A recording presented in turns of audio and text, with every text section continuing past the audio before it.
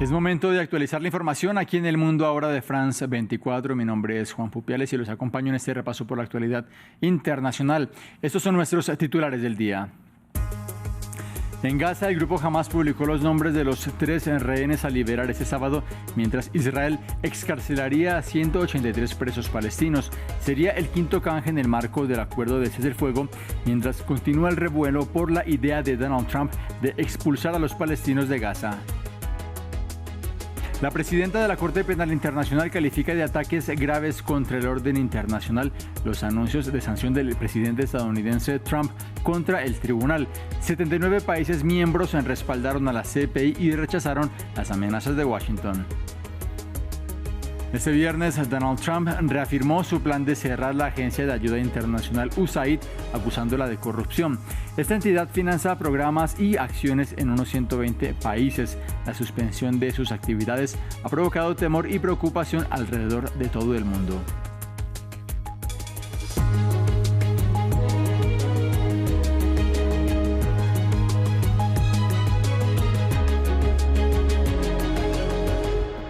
Hay novedades en la franja de Gaza. Hamas entregó los nombres de 3 personas que serían liberados mañana a cambio de 183 presos palestinos encarcelados en Israel. Sería el quinto canje en el marco del acuerdo de cese el fuego en vigor en Gaza, aunque hay tensiones desde que el presidente de Estados Unidos, Donald Trump, propuso expulsar a los más de 2 millones de palestinos que habitan en la franja de Gaza y tomar el control del enclave. Veamos más en este informe.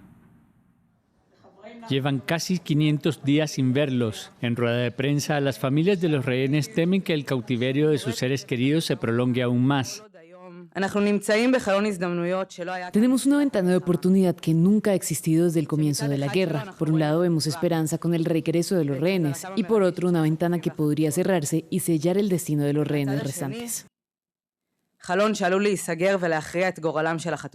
El anuncio del presidente de Estados Unidos, Donald Trump, de tomar el control de Gaza y expulsar a su población está causando miedo y confusión en Israel. Muchos temen por las vidas de los rehenes aún retenidos en el enclave palestino. Para algunos expertos, las tropelías del presidente estadounidense forman parte de una estrategia para desestabilizar a sus adversarios, conmocionar para gobernar.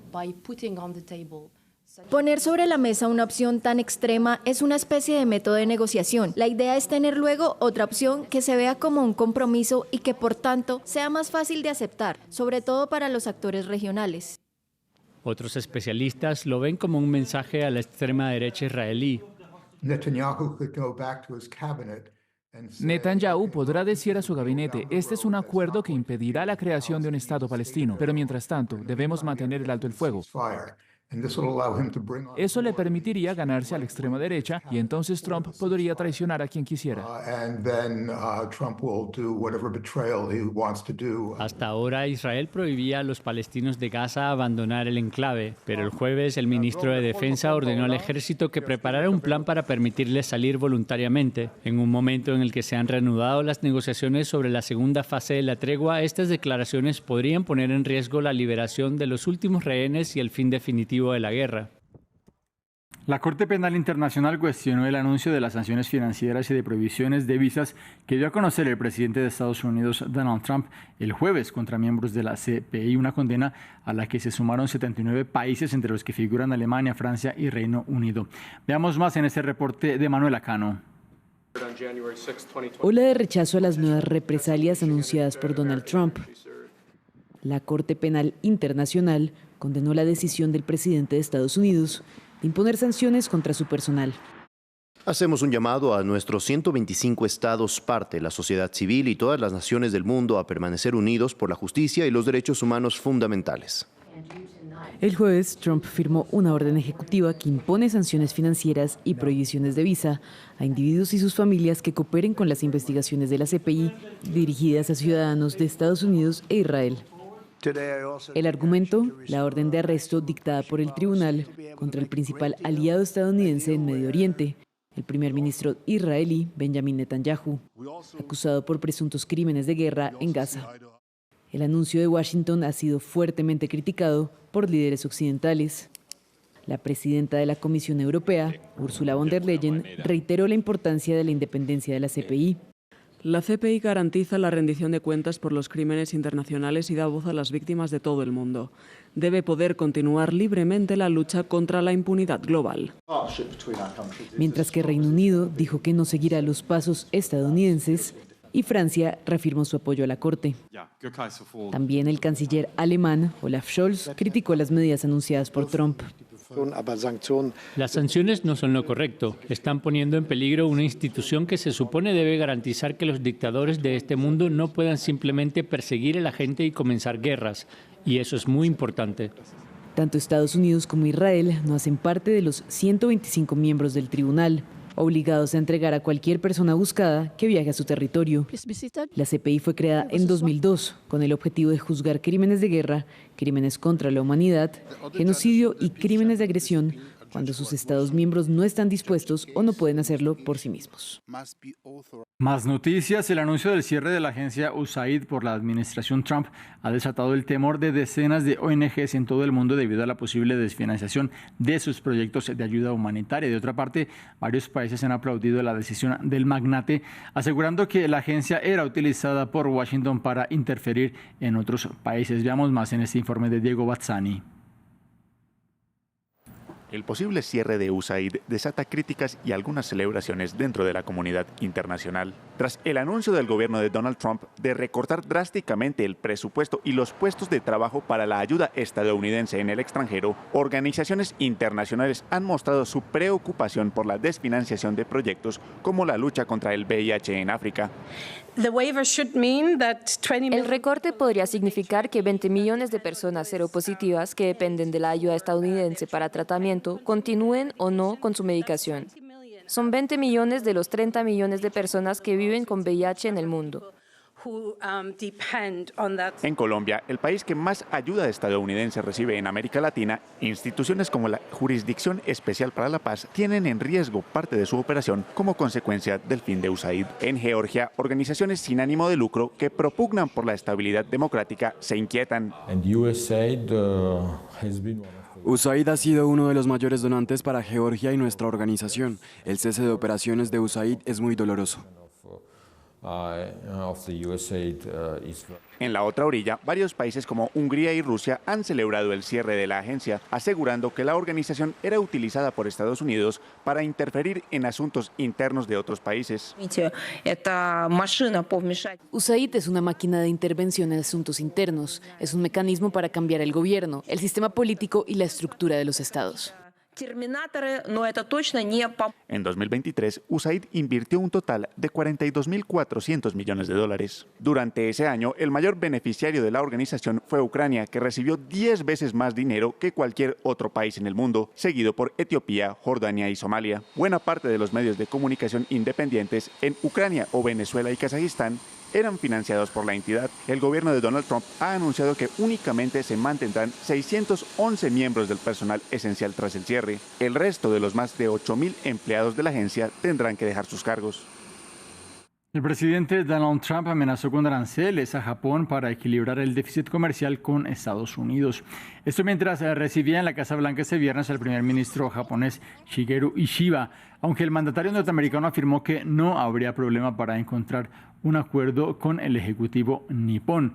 Según las cifras del Congreso de Estados Unidos, se registró un déficit de $72.000 millones en su balance comercial con la nación asiática.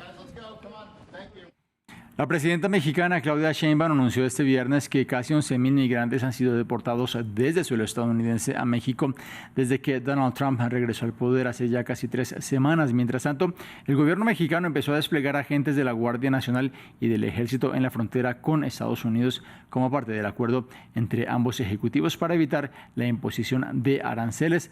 Ampliamos con Hugo Caro Jiménez. Militares para evitar aranceles. Parte del acuerdo pactado el lunes pasado entre Donald Trump y Claudia Sheinbaum fue el despliegue de 10.000 soldados mexicanos a la frontera con Estados Unidos. A cambio, el presidente norteamericano suspendió su amenaza de imponer aranceles a su vecino. En los últimos días, los primeros soldados llegaron a la frontera para detener el flujo de migrantes. Ante el aumento del control en el paso fronterizo, el miedo crece entre los migrantes. Soy mexicana, ¿verdad? Pero pues tenemos temor de que pues para qué están haciendo eso, en vez de darnos una oportunidad para ir a trabajar y tener un futuro mejor, y un plato de comida nos están rechazando. Y sigo teniendo fe de que él pues pueda darnos la oportunidad de poder ingresar, ya sea legalmente, porque ilegal pues es muy peligroso. Nosotros lo intentamos y la verdad que sí nos dio un poco de miedo, más por las niñas. El reforzamiento de la frontera también ha aumentado del otro lado. El jueves, una tripulación de unos 30 marines estadounidenses colocó alambre de púas del lado de Estados Unidos de un muro que divide estos dos países. Así pues, la relación entre México y Estados Unidos aún se tambalea. Este viernes, Claudia Sheinbaum reiteró que el acuerdo prevé que Washington luchará contra el tráfico de armas y los cárteles. Hay una parte importante que ellos tienen que hacer en su propio país. ¿Cuál es la distribución final en las calles de las ciudades? Entonces, ¿o qué no hay cárteles allá? ¿O delincuencia organizada allá? Entonces, colaboramos, coordinamos, nos reunimos, trabajamos juntos, pero siempre vamos a defender la soberanía. El acuerdo entre Claudia Sheinbaum y Donald Trump está vigente por 30 días hasta principios de marzo. En Ecuador, desde la medianoche de este viernes se rige el silencio electoral y se prohíbe la difusión de cualquier tipo de propaganda de cara a la primera vuelta de los comicios este domingo. Este jueves, el presidente y candidato Daniel Noboa cerró su campaña en Quito, la capital, después de una maratónica jornada en Guayaquil, motor económico del país. La correísta Luisa González tuvo su último evento electoral. En total son 16 candidatos y sin un aspirante claro como vencedor de acuerdo con las encuestadoras. El informe lo tenemos a continuación. La carrera por el sillón de Carondelet entra en su recta final. El jueves la campaña para las elecciones presidenciales llegó a su fin. Los dos favoritos de la contienda, el actual presidente Daniel Noboa y la correísta Luisa González, se dieron un baño de masas rodeados por sus seguidores. Para presidente y vicepresidente de la República, para de una vez enterrar a ese viejo país, enterrar a ese poco daño viejo que nos han hecho la vida imposible y que han impedido su progreso.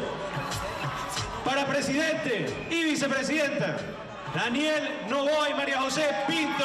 Por eso vamos al cambio y vamos juntos este 9 de febrero, vamos juntos a levantar la mirada, vamos juntos con esperanza, vamos juntos con dignidad, vamos juntos a enseñarles que al pueblo se lo respeta.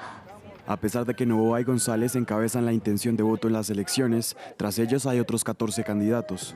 Entre ellos destacan la activista ambiental Andrea González, quien fue la fórmula del asesinado candidato Fernando Villavicencio en los comicios de 2023 y ahora aspira a ser la jefa de Estado de la nación andina. Del otro lado está el candidato Leonidas Issa, que lidera el movimiento indígena que se enfrenta al actual gobierno.